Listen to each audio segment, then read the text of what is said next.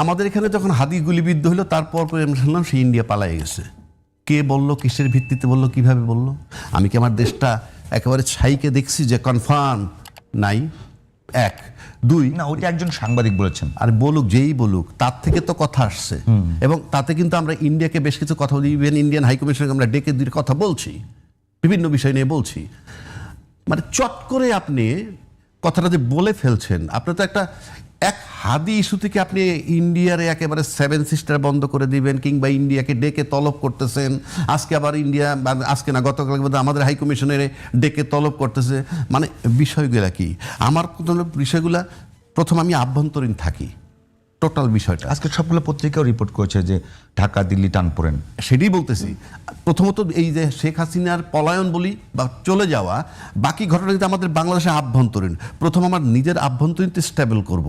আমার তো নির্বাচনের মাধ্যমে যাই, নির্বাচন ছাড়া যায়, আমি তর্কের খাতিরে বলছি। আমাদের তো সব আলোচনায় একটা জায়গায় আসতে হবে। আমরা কিন্তু সেটা পারি নাই। কেন পারি নাই সেই কথা তর্ক করে লাভ নাই। আমরা তো জুলাই আন্দোলনের পক্ষে সবাই ছিলাম, কিন্তু জুলাই সনদের আইনি ভিত্তি দিয়ে আমাদের যথেষ্ট জটিলতা হয়েছে, এখনো হয় না। ইনফ্যাক্ট এটা যদি গণভোট হয়, হ্যাঁ হয়, তারপরে আবার পার্লামেন্ট অ্যাপ্রুভাল দেয়। তা আমরা এখন যেটা আমি নিশ্চিত করে বলে দিচ্ছি, হ্যাঁ, এই সংস্কার কিচ্ছু হবে না। পার্লামেন্ট একটা হলেও আপনি লিখে রাখতে পারেন, ওগুলো সংস্কার হবে না। আপনি লিখে রাখতে পারেন। আমি অ্যাডভান্স বলে দিলাম তো, এগুলো হবে না। না, রেকর্ড রাখতেছি, লিখে রাখতে। হ্যাঁ, লিখে রাখেন। আচ্ছা, রেকর্ড থাকবে। হ্যাঁ, নির্বাচন একটা হওয়া দরকার। আমি মানে যদি এখন আসেন, যদি সংস্কার হয়, পরবর্তী ওই টকশোতে এসে আপনি এটা সরি বলবেন, তখন আমি মনে করবো যে আমার কথারে আমলে নিয়ে তারা করছে যে তাও সরি জি, যে রাজ্জাকিরে ধরতে হবে, কাজে নিলাম। এবার আসেন, হাদির গুলির পরে সোশ্যাল মিডিয়া আসুক, যেভাবেই আসুক, তারপরে কিন্তু বলা হচ্ছে এরপরে টার্গেট কারা। ইভেন হাসনাত আবদুল্লাহ পর্যন্ত নাম আসছে। এখন যদি বলেন ভিত্তি কি, পাইতেছি তো, আমরা পাচ্ছি, সোশ্যাল মিডিয়ায় পাচ্ছি, নানানজন বলছে। আচ্ছা, এখন এই যে ঘটনাগুলা, এতে তাহলে কোথায় গিয়ে দাঁড়াবে? তার মানে কি, আপনি দেখেন, আমি কথাটা অনেক জায়গায় বলছি যে হাদি ইনকিলাব মঞ্চের, তারপরে নাম আসতেছে হাসনাত আবদুল্লাহর, তারপরে নাম যদি XYZ আসে, আপনি ঘুরে ফিরে দেখবেন যে ঘটনায় ভিকটিম জীবিত থাকে, ভিকটিম যখন জীবিত থাকে, যেমন জাহিদ ভাইয়ের একটা হাত আমি কেটে ফেললাম, কিন্তু জাহিদ ভাই কোর্টে দাঁড়ায় বলতেছে বিপু কাটছে, কারণ সে ভিকটিম তো জীবিত। ভিকটিম জীবিত মামলা কিন্তু খুব কঠিন।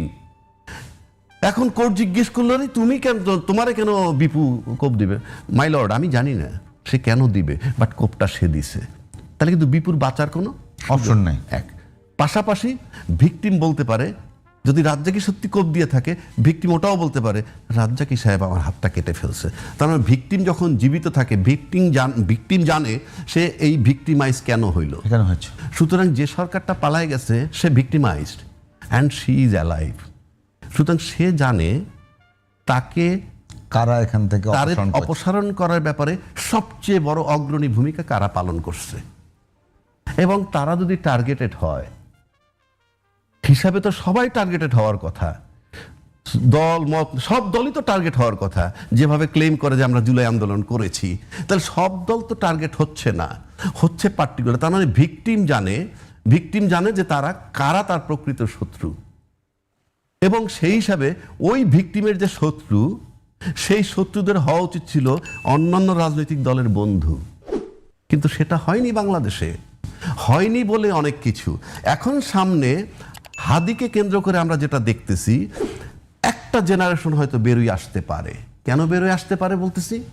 সম্ভাবনা, আমি বলছি না আসবেই, কারণ আওয়ামী লীগ পতিত হওয়ার পরে এই দেশের জনগণ, অর্থাৎ যারা 20 থেকে 35-এর মধ্যে আছে, অর্থাৎ 2008-09-তে যারা 20-এ ছিল, 24-এ তারা ধরেন 35 বছর বয়স হয়েছে, এরা কিন্তু ক্ষমতায় একমাত্র আওয়ামী লীগকে দেখেছে এবং তার জুলুমটা দেখছে। সুতরাং আওয়ামী লীগ তারা প্রত্যাখ্যান করছে 4 কোটি ভোটার, অ্যাটলিস্ট এই যে তরুণ ভোটার যাদের কথা ডিজন করছে। ইয়েস, অফকোর্স, এরা ভোট দিবে না।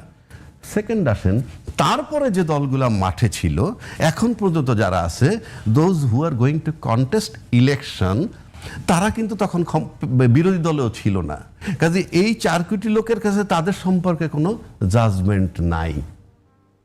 তাদের কাছে জাজমেন্ট গেছে 5ই আগস্টের পর থেকে আজকে পর্যন্ত প্রত্যেকটা দলের রোলগুলো, কে কি রোল প্লে করতেছে তার উপরে। তো সেক্ষেত্রে আজকে হাদিকে কেন্দ্র করে যে একটা গ্রুপ কিছু লোক আসে, শাহবাগে আসে বা এক্সওয়াইজের, তাতে দেখা যাবে এদের নিরাপত্তা সবচেয়ে কম। যাদের কথা বললাম, ওই ভিকটিম যাকে বলতেছে, ভিকটিমের কাছে যারা নিরাপদ না, যে জীবিত ভিকটিম। সুতরাং সামনের যে ঘটনাটা, নির্বাচনকে কেন্দ্র করে নির্বাচন হলেই যারা ক্ষমতায় যাবে তাদের কাছেও কিন্তু এরা আদৌ নিরাপদ বোধ করে কিনা। যদি তারা নিরাপদ বোধ না করে তাহলে আবার হয়তো সম্ভাব্য যারা জিতে আসতে পারে নির্বাচন হলেই, বড় প্রশ্ন, নির্বাচন হলেই যারা জিতে আসতে পারে তাদের সাথে তারা মুখোমুখি হতে পারে নির্বাচন বানচাল করার জন্য। কেন? তারা সেফটি সিকিউরিটি খুঁজবেই, এবং সেটা তারা পায় নাই, এনশিওর্ড হয় নাই।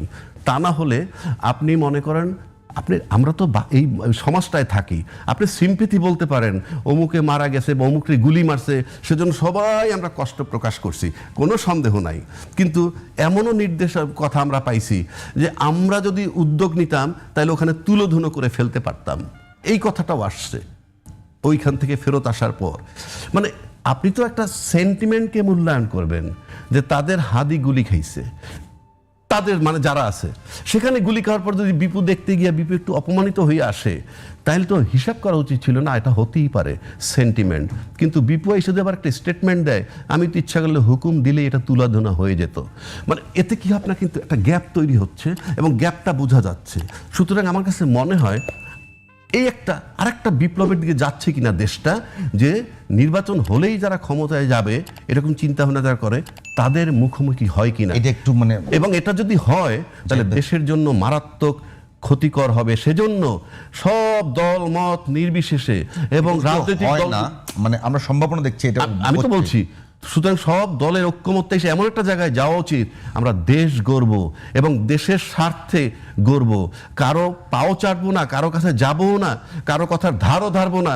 আমার আভ্যন্তরীণ স্টেবিলিটি, যেটা বললাম, বডি স্টেবল না করে যেমন অপারেশন করা যাচ্ছে না, ঠিক তেমনিভাবে মাঠটাকে স্টেবল করে আপনি নির্বাচন করতে যান। জাহিদ ভাই, একেবারে যদি বলি, মানে পতিত ফেসিবাদী সরকার, মানে আওয়ামী লীগ সরকার, আসলে বাংলাদেশে যারা ফেসিবাদের বিরোধী যারা পক্ষ শক্তি আছে তাদের মধ্যে একেবারে এই বিষয়টা কিন্তু অনেক বড় ক্যাম্পেইন চলছে যে তারা কারে কারে শত্রু মনে করে, একদম স্পষ্ট আমি বলতে পারি। সেখানে আমি আবার খোলাসা বলি, সেখানে বিএনপিকে একটু কম শত্রু মনে করা হচ্ছে। না না, আমি বলতেছি, সেখানে সব বক্তৃতা শুনি, আমি আপনাকে তালিকা আমি দিয়ে দিতে পারি। বলতেছি, এখন প্রশ্ন হলো ওসমান হাদির উপর হামলার পরে যে সর্বদলীয় বৈঠক হয়েছে, সভা হয়েছে যেখানে ইনকলাব মঞ্চের আহ্বানে, সেখানে বিএনপি যায়নি। এই সব মিলিয়ে যে একটা ক্যাম্পেইন চলছে, যে কোনো কারণে এই যে রাজ্জাক ভাই বলল যে একেবারে যদি কোনো কারণে একেবারে এই যে সর্বদলীয় যারা গেছে বিএনপি ছাড়া, তারা যদি সবাই বিএনপির কাছে নিরাপদ বোধ না করে, বিএনপিকে যদি ঠিক আরেকটা শক্তি মনে করে যারা তাদেরকে নিরাপত্তা দেবে না, এটার কোনো ইম্প্যাক্ট আগামী নির্বাচনে পড়তে পারে? পারে। তার আগে শেখ হাসিনা কাকে কাকে টার্গেট করছে খুব ক্লিয়ারলি বলি। শেখ হাসিনার প্রতিটা বক্তব্য আমি শুনি, এটা আমি আসলে ওনাকে বুঝতে চাই বলে। আওয়ামী লীগের পেজ এবং যারা আরাফাতের পেজে উনি অলমোস্ট প্রতিদিনই কিছু না কিছু বলেন। সেই জন্য আমি আমার দীর্ঘ শোনা থেকে বলে দিতে পারবো ওনার তালিকায় কে কে আছে। ওনার টার্গেট হচ্ছে সমন্বয়করা, উপদেষ্টা পরিষদের কথা মাঝে মাঝে বলেন, আর দুইজন ব্যক্তির কথা রিপিটেডলি বলবেন উনি, সেটা হচ্ছে ডক্টর ইউনূস এবং জনাব তারেক রহমান। উনি গুলি করেন নাই, ভেতর থেকে গুলি করা হয়েছে ডক্টর ইউনূস এবং তারেক রহমানের নির্দেশে। আপনি শুনবেন। সো ওনার শত্রু তালিকা একদম ক্লিয়ার। হ্যাঁ, আমাদের সমন্বয়করা যারা সামনে ছিলেন তাদের উপরে তার তীব্র ক্ষোভ আছে। কয়েক মাস আগে আমার মনে আছে এরকমও বলছেন এদের কেউ কেউ বিয়ে করছে, ওদের শ্বশুর বাড়ির খবর নাও, মানে সার্জিস আলম তখন মাত্র বিয়ে করেছেন, এরকম মন্তব্য তার আছে। আমি এই জন্য বলছি, আমি ওনার নারী নক্ষত্র জানি উনি কাকে কাকে টার্গেট করছেন, কার উপরে ক্ষোভ আছে। সুতরাং বিএনপি দল হিসাবে না বললেও তারেক রহমানের প্রতি তার তীব্র ক্ষোভ আছে, ডক্টর ইউনূসের প্রতি, আর সমন্বয়কদের কথা রাইটলি। এখন এদের মধ্যে এই ভয় আছে কিনা, রাজ্জাকি ভাই যেটা বললেন, কিন্তু এই ভয়টা তৈরির চেষ্টা আছে।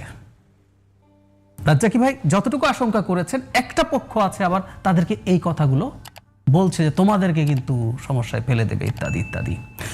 এখন খেয়াল করবেন আপনারা, আমি যদি এখন পেছনে যাই, এই তরুণরা ভুল করেছে তো।